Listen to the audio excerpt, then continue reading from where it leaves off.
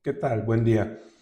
El motivo de este video es para dar un breve adelanto de algunos de los temas que veremos a mayor detalle en la clase a mi cargo del curso de Inconstitucionalidades Penales del Instituto Sapere Aude. En esta ocasión me gustaría hablarles de algunos consejos, algunas recomendaciones prácticas para elaborar la demanda de amparo indirecto. En particular, comenzaría yo por decir que es clave identificar el tipo de acto que vamos a reclamar. Sabemos una clasificación tradicional sería un acto omisivo, negativo, positivo, una norma general, una resolución, pero creo que no se agota ahí la clasificación de actos. Podríamos extenderla a si se trata de un acto negativo con efectos positivos, una omisión con efectos positivos, si es una norma que se reclama como autoaplicativa o heteroaplicativa por un acto de aplicación, si vamos a reclamar a su vez ese acto de aplicación por un vicio propio, ajeno a la propia norma. También podríamos avanzar en la clasificación de estos actos diciendo que hay actos anteriores a juicio, como unos medios preparatorios, una jurisdicción voluntaria, o hay actos después de juicio, después de concluido, como podría ser la ejecución, los actos de ejecución de una sentencia. Entonces, esta clasificación vemos que es más amplia de a lo mejor identificar si es un acto positivo, una omisión, una norma. Incluso podría ir más allá, si es un acto procesal que afecta a derechos sustantivos o no, en cualquier tipo de procedimiento jurisdiccional o administrativo. Entonces, vemos que es una clasificación bastante amplia, que cada caso nos puede dar respuestas diferentes. Pero la recomendación sería que al identificar el tipo de acto sea nuestra brújula para con base en ese acto, en esa clasificación de actos, poder a su vez argumentar la competencia del juez conforme al artículo 37 de la ley de amparo. Podríamos decir también que conforme a la naturaleza del acto sacamos el cómputo para la presentación de la demanda, pues si es un acto omisivo o de tracto sucesivo, podríamos decir si es que estamos en un supuesto en que se renueva la oportunidad o si estamos en el clásico supuesto de los 15 días, tratándose de normas, si estamos dentro de 30 días, si la reclamáramos sin acto de aplicación o si no en el supuesto genérico de 15. Entonces, vemos cómo identificar la naturaleza del acto es fundamental para a su vez saber los presupuestos procesales, la competencia, la oportunidad. Yo agregaría adicionalmente el interés jurídico y la procedencia.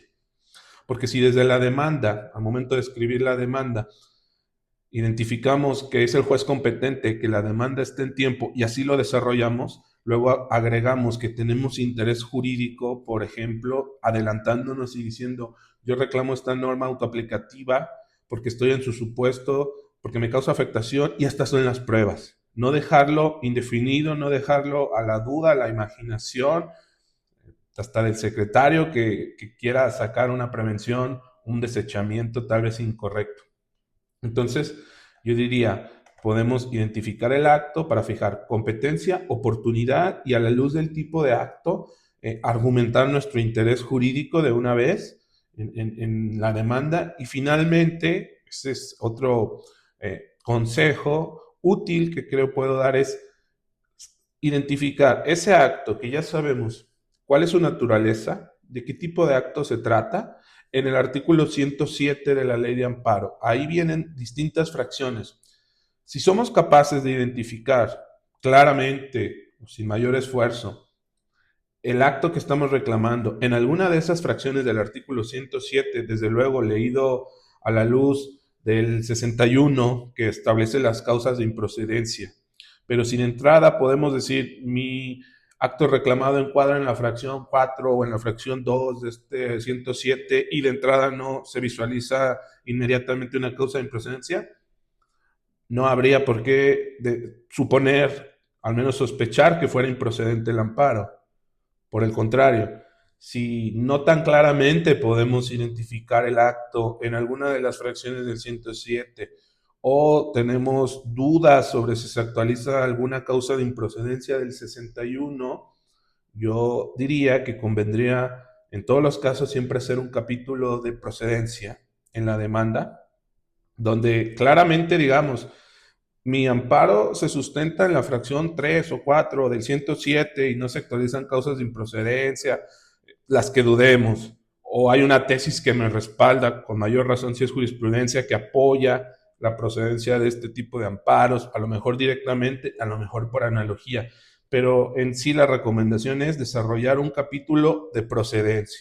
Si bien el artículo 108 establece los requisitos que debe contener la demanda y ahí no se lee que un requisito sea desarrollar un capítulo de competencia, otro de oportunidad, otro de interés o legitimación en su caso, y uno de procedencia, agregar estos capítulos concisos, pero directos y sustanciales, son bastante útiles. Yo digo que es poner una radiografía a la persona que va a proveer el primer acuerdo.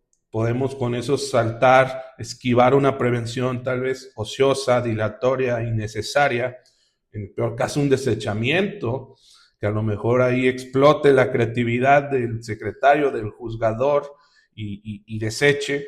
Si a lo mejor tratamos de ir 1 o 2 pasos adelante, ir blindando frente a objeciones nuestra demanda de amparo indirecto y justificar por qué es el juez competente a la luz, insisto, del tipo de acto, de la afectación que tenemos, conforme al artículo 37 de la ley de amparo y las reglas de competencia por territorio.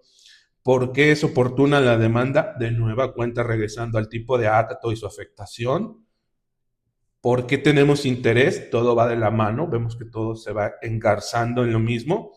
Y finalmente, con sustento en qué fracción del 107 promovemos el amparo.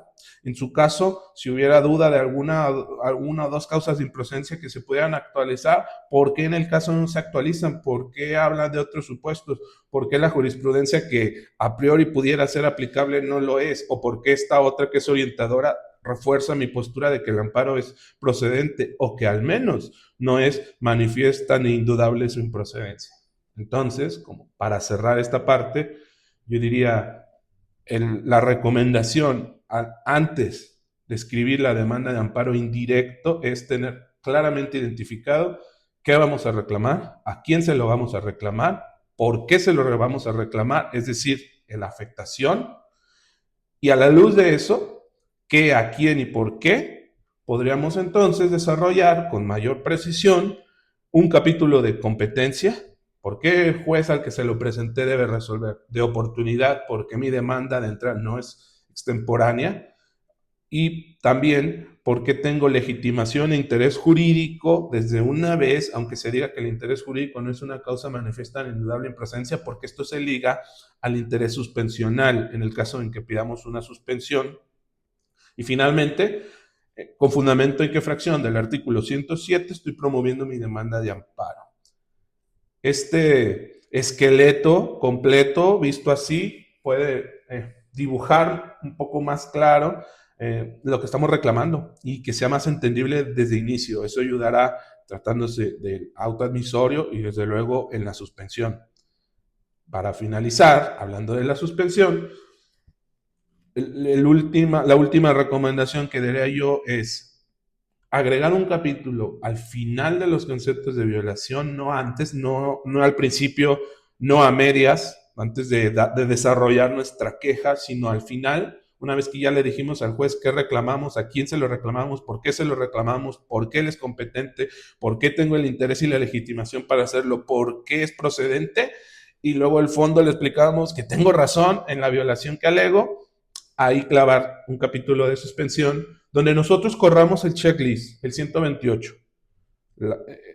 La, la parte quejosa la solicitó, el acto es cierto o es inminentemente cierto, y ejecutable, no se afecta el interés social ni el orden público por estas razones, breve, podrá ser unas cuantas páginas, apariencia del buen derecho en general y los efectos. Si lo pedimos con efectos restitutorios, también decir por qué no nos constituyen un derecho y por qué sí nos podrían conceder la suspensión para darnos algo que después podrían quitarlo. Pero el tema de la suspensión con efectos restitutorios es muy extenso, eso lo podríamos abordar en otro apartado. De momento, esas vendrían a ser algunas recomendaciones bastante útiles a la hora de empezar a redactar la demanda de amparo indirecto.